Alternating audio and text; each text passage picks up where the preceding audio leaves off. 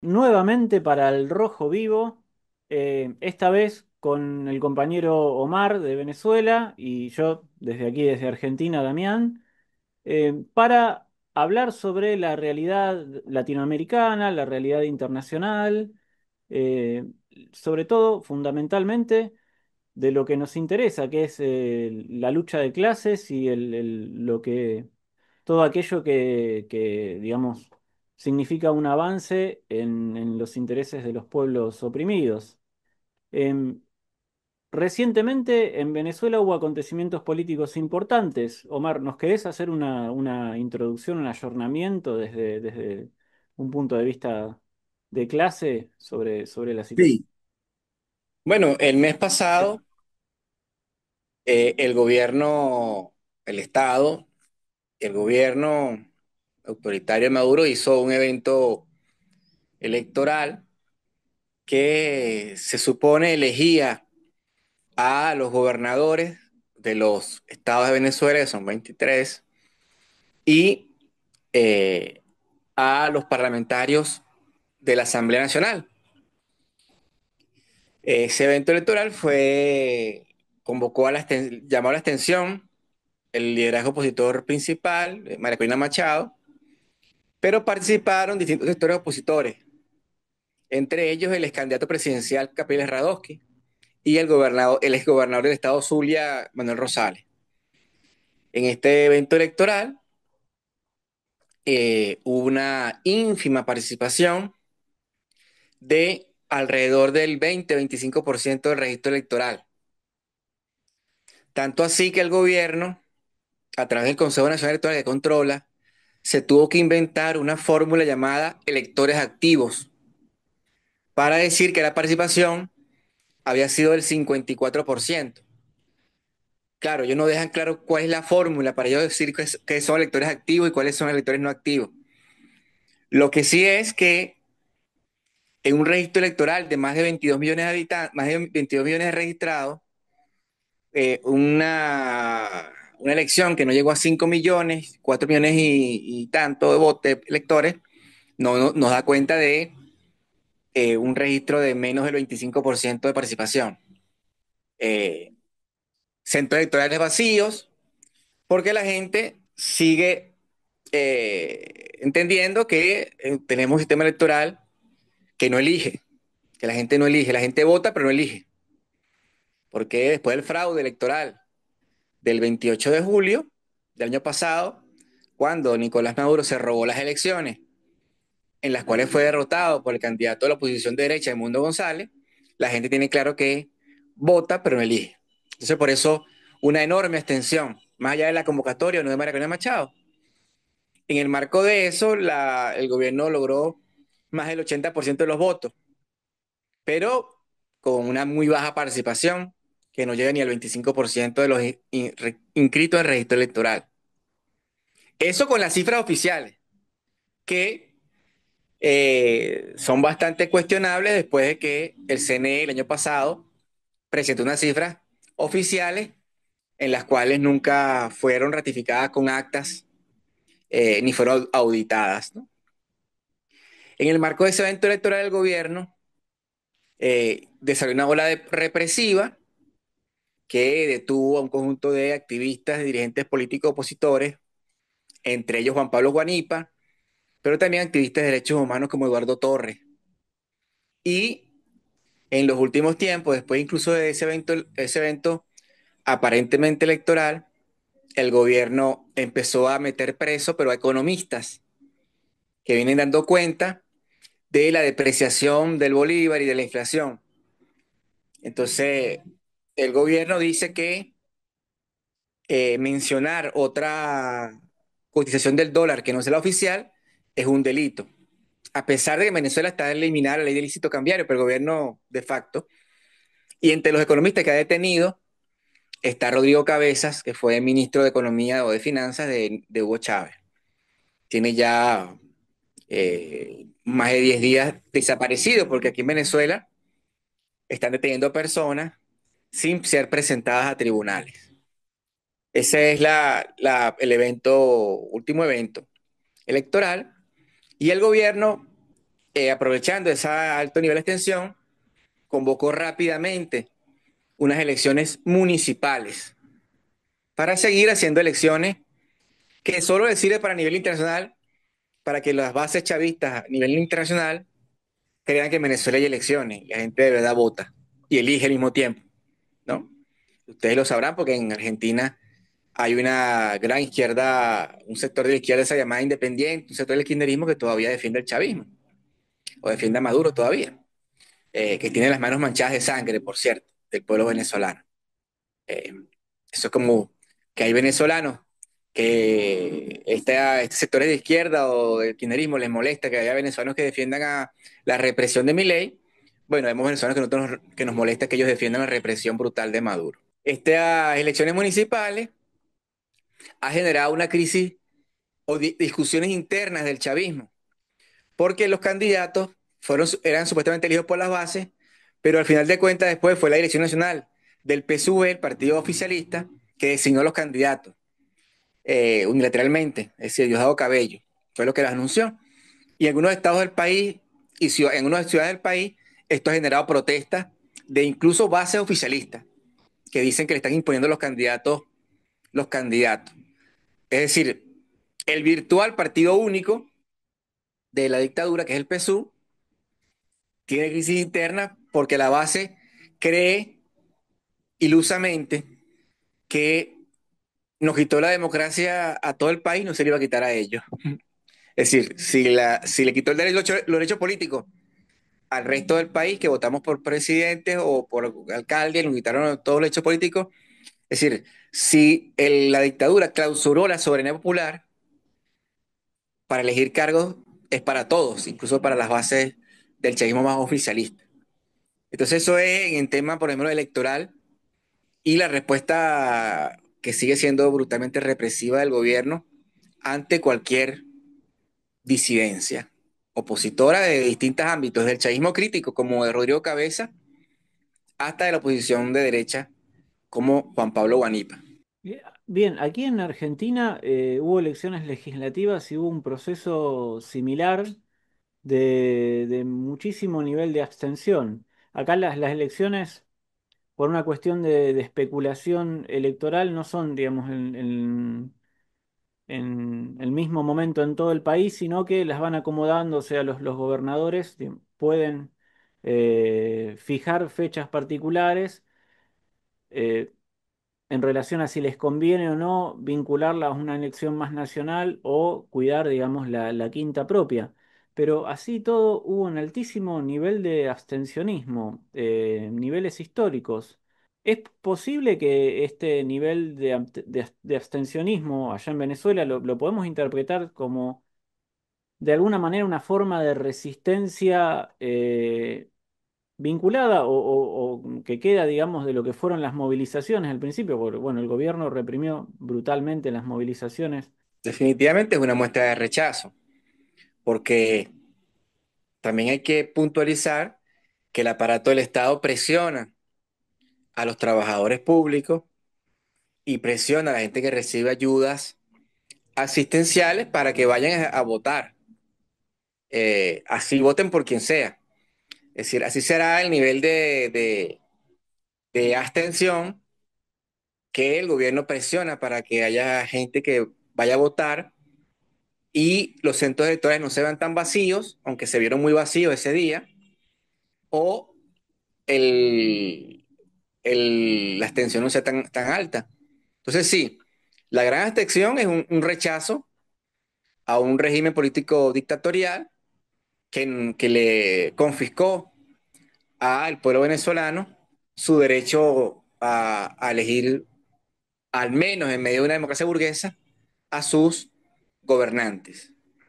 Sin embargo, como nosotros sabemos, compañeros, eso es inocuo si no se convierte en organización y movilización, que es lo que no avanza el liderazgo de la derecha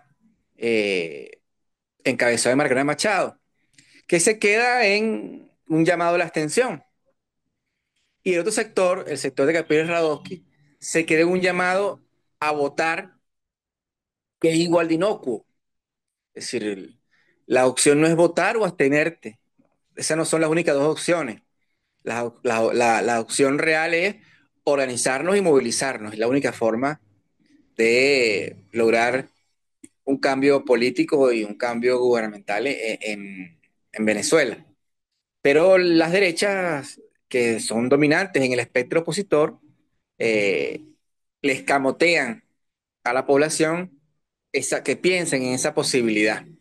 Entonces, la población, el pueblo, está en medio de una pinza, atrapada en una pinza. Por un lado, el terrorismo de Estado de la dictadura, que le genera miedo, terror y pánico a participar en política, a organizarse, a movilizarse, a protestar. Y por otro lado, una oposición que o le dice que votar siempre en cualquier condición es necesario, así no elija, vota, así sea, esos votos no elijan al final, y otro sector que es mayoritario, que es el dirigido por Manuel Machado, que hace un llamado a la abstención, pero una abstención desmovilizadora, porque sigue esperando supuestamente que Estados Unidos intervenga en Venezuela y resuelva el problema eh, político que tenemos internamente. Bueno, también hay un proceso similar acá, o es un, digamos, un modo de comportarse propio de los partidos patronales, porque a diferencia de Venezuela, aquí el kirchnerismo, que es el populismo, entre comillas, progresista o que se pinta de izquierda, eh, tiene la misma actitud. O sea, el peronismo ha tenido la actitud de quejarse por el gobierno, pero no ponerle trabas en el Parlamento en general y mucho menos movilizar. O sea, en general llaman a contener o buscan formas de contención de la movilización popular, de la protesta y de las protestas que han surgido por parte de los trabajadores por fuera incluso o en contra de los dirigentes sindicales, de la burocracia sindical, o las protestas de los jubilados, que acá hoy por hoy están a la vanguardia de la lucha contra el ajuste de Milei. El partido que se presenta como progresista, bueno, acá no hablan de socialismo por suerte como en Venezuela, pero que se presenta como progresista o como el ala izquierda, digamos, de la burguesía, eh, también tiene mucho cuidado de no llamar a movilizar porque justamente le tienen miedo a las masas en la calle y a lo que puede llegar a generar esa dinámica. Es un elemento común y es un elemento común también para los y las luchadoras que justamente tenemos la intención de impulsar esa dinámica porque entendemos, como bien planteabas vos recién, que es esa movilización la única que puede generar un cambio sustancial.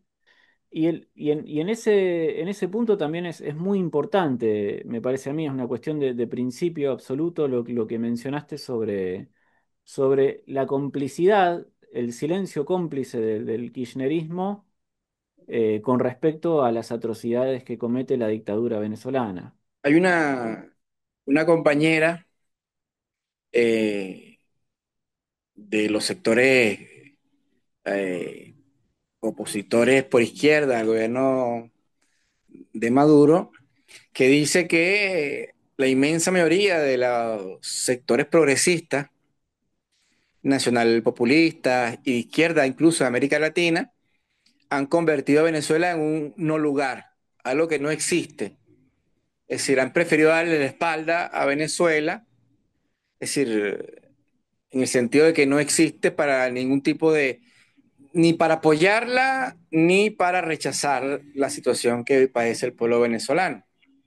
Eh, por ejemplo, el candidato presidencial, Enrique Márquez, tiene ya más de 4 meses desaparecido. Sí, 4 meses secuestrado. Nunca ha sido presentado a un tribunal. Y este candidato fue el candidato que apoyó el Partido Comunista de Venezuela. Desde la ilegalidad, porque el Partido Comunista de Venezuela se le quitaron su tarjeta electoral, su representación jurídica. Bueno, aquí a Venezuela a las actividades internacionales que ha convocado a Maduro, viene este señor que dirige el Partido Comunista Argentino, Kirchner. Eh, es decir, prefiere mantener su alianza con Maduro que ser solidario con el Partido Comunista de Venezuela, oficial histórico, y con el candidato de ese partido eh, que ellos apoyaron. Igual pasa con buena parte de los partidos comunistas de América Latina, para hacer un ejemplo, el de Chile, el de Cuba, es decir, el de la mayoría de los países de América Latina, el de Uruguay, tiene una posición obsecuente con la dictadura de Maduro. Pero eso no es algo nuevo, es algo propio de una izquierda campista que eh, desde el siglo pasado prefería apoyar las atrocidades de la URSS, del estalinismo y sus herederos, antes de apoyar o denunciar esto, ¿no? Entonces no es algo nuevo. Eh, pero no por ser algo ya repetido nos haya que denunciarlo, ¿no? Si, por ejemplo, el kirchnerismo, en el caso de Argentina, y sectores no kirchneristas incluso, de izquierda, o que se consideran de izquierda, eh, han, uno le puede hacer un seguimiento y se dejaron hablar de Venezuela en el 2017, 19, después que Venezuela era objeto de paper académico, de conferencias y de actividades. Después de ese momento ya Venezuela no existe más. No recogen lo que hicieron en ese momento apoyándolo y ni la denuncian. Cuando la clase trabajadora venezolana vive una brutal represión de una dictadura burguesa como la de Nicolás Maduro. Hay un tema que tratamos en el último programa con Eduardo y que por, bueno, la situación económica de Venezuela sabemos que es terrible y que ha producido muchísimos migrantes por razones económicas.